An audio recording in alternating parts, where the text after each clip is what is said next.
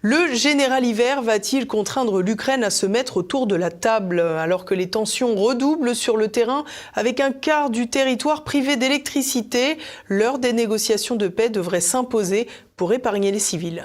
L'hiver appelle la paix. En Ukraine, la situation devient de plus en plus difficile pour les civils. Après les premiers mois de guerre où la Russie ciblait essentiellement les combattants ukrainiens, le deuxième acte de ce que Moscou appelle l'opération spéciale a montré ses effets depuis 2 mois.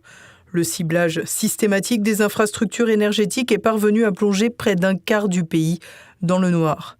Mais la privation d'électricité est avant tout synonyme de privation de chauffage, un sérieux problème dans un pays froid qui commence déjà à passer par des températures négatives ces jours-ci. Dans ce cadre, les civils vont particulièrement faire les frais du conflit. Du côté des militaires, le matériel est peu à peu remplacé pour affronter les températures basses.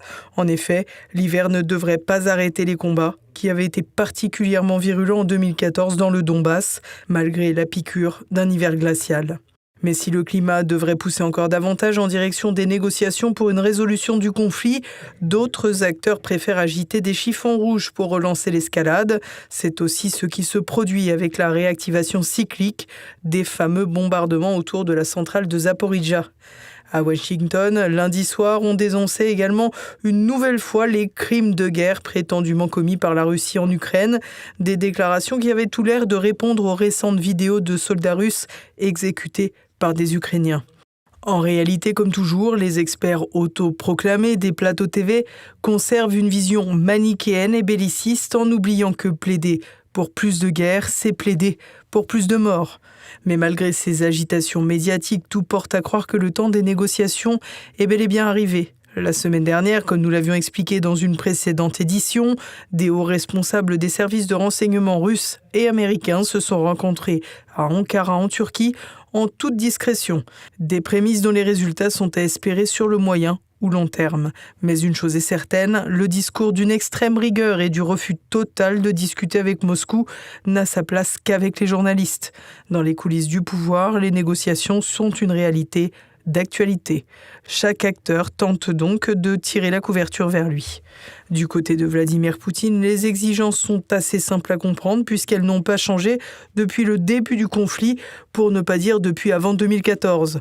En premier lieu, le statut de neutralité de l'Ukraine, c'est-à-dire l'assurance que le pays n'entrera ni dans l'OTAN ni dans l'Union européenne.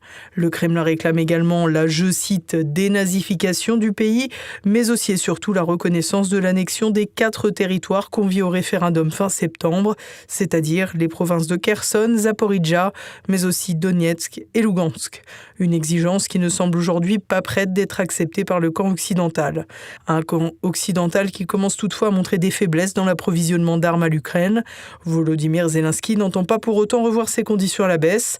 Toujours volontaire pour adhérer à l'OTAN comme à l'UE, il réclame le retrait des troupes russes, le paiement des réparations de guerre par Moscou, la traduction des criminels de guerre et la, je cite, restauration de l'intégrité territoriale de l'Ukraine, y compris la Crimée. Autant dire que Zelensky n'aura jamais gain de cause sur tous ces dossiers. Problème, à force de répéter à l'envi en Occident que les combattants ukrainiens ont le dessus sur les forces russes, les exigences de Kiev sont déconnectées du réel et empêchent d'avancer sérieusement dans un processus de négociation. La question est donc de savoir dans quelle mesure l'OTAN et les Américains en tête ont désormais la volonté de négocier. Si tel est le cas, les discussions pourraient alors coûter définitivement cher à Zelensky, mais enfin œuvrer pour le peuple.